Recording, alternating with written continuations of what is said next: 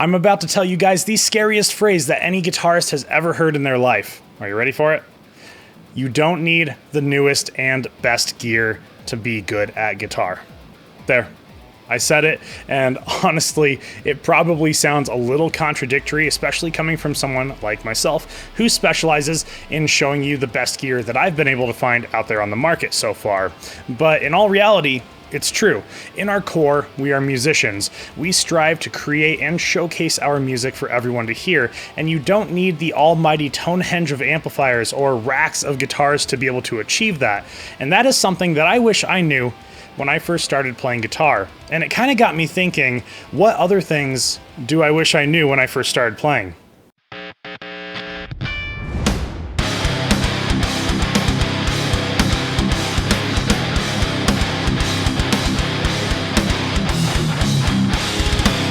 When we first start learning guitar, it is truly an exciting time. We are just chomping at the bit to get out there and learn the newest and coolest songs. And of course, a lot of times those songs are not catered to the newer guitarist, or at least in my case, those songs were very complex. They had a lot of ripping guitar solos and fast rhythmic pieces, and like I said, just was not catered to the newer guitarist. So something that I wish I knew when I first started playing is how to use a metronome. And what you can do with a metronome is take those songs that seemed so hard and those parts that seemed so far out of reach and lowered it to a really slow BPM and just drilled those parts until you got comfortable, and then raised it about, I would say, I don't know, 10 BPM or so until you gradually make it to where you're playing it at the normal speed. And this won't only make it to where you ultimately know these songs inside and out, you will know them so well, note by note and everything, but it will also make you a better guitarist rhythmically and a tighter guitarist as well. So use a metronome. Growing up, I listened to a ton of punk, hard rock, and metal, and very rarely did I ever venture out of those heavier genres, so of course, those are the types of songs that I was way more interested in learning and eventually writing my own music in the veins of. But something that just did not occur to me at the time is branching out and learning a completely different style of music from my norm, which brings me to the next thing that I wish I knew when I first started playing guitar is branching out a little bit. Learning different styles like jazz or flamenco can be huge, especially when you are crafting your own style of guitar and your own style of songwriting. I love metal, but if I can incorporate flavors from a completely separate style, that will create something truly special and unique rather than writing a metal song that just copies other metal songs and doesn't sound unique in any way. Really, it just ends up sounding the same as all the rest. When I look at a lot of guitar players, it seems that the majority of them are only interested in playing as fast as they possibly can, and those insane guitar solos that you hear in songs are extremely exciting and are absolutely a highlight of the song and of the music, but that's not everything to playing guitar. I had someone that approached me pretty recently and told me that only if I play super fast or are able to shred, then that's what makes me a great guitarist. And I completely disagree with this statement. The next thing that I wish I knew when I first started playing guitar is that you don't have to play super fast or be able to shred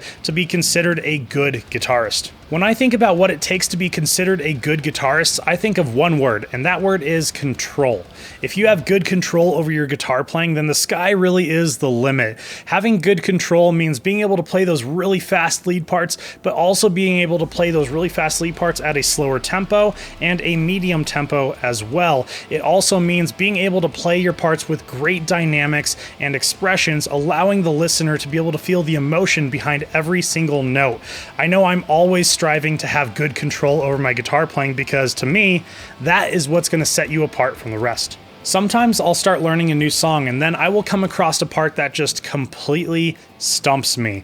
So I'll set my metronome and I will start drilling this guitar part, and then I will get to the point where I'm about an hour or two into drilling this guitar part and I seem to have plateaued. I cannot improve on this guitar part any further at the moment.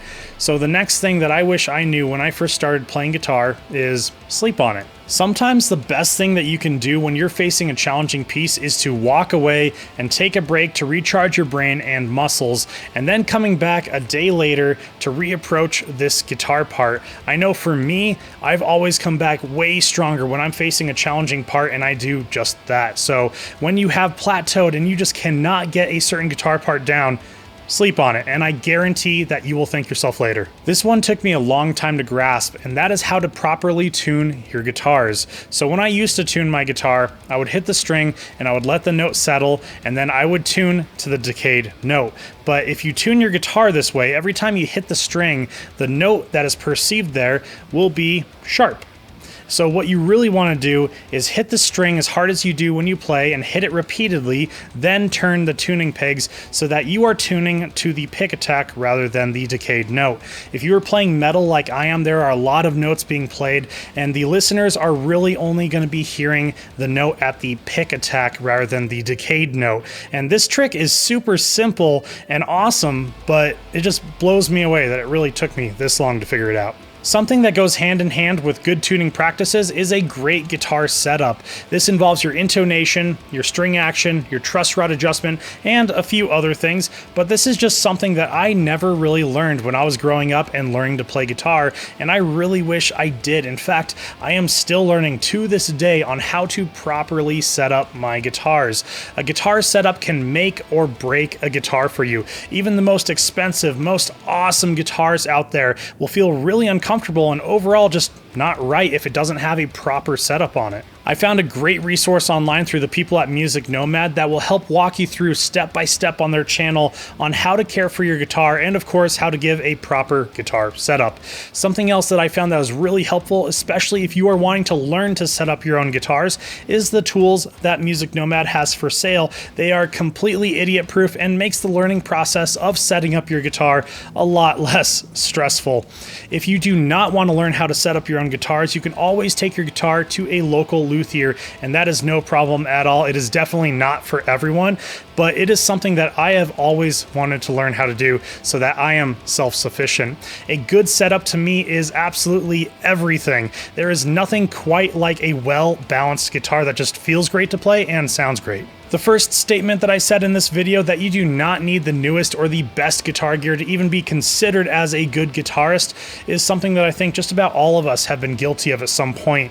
I love me some guitar gear, and I will always continue to love guitar gear, but if you have a decent enough guitar and a decent enough amplifier, you really can conquer just about anything with it. The last thing that I wish I knew when I first started to play guitar is knowing my gear on a deeper level. Fully understanding your equipment is very important. Let's say you want to learn a new guitar part, and this guitar part has a certain sound to it that you just don't think that your current setup can achieve.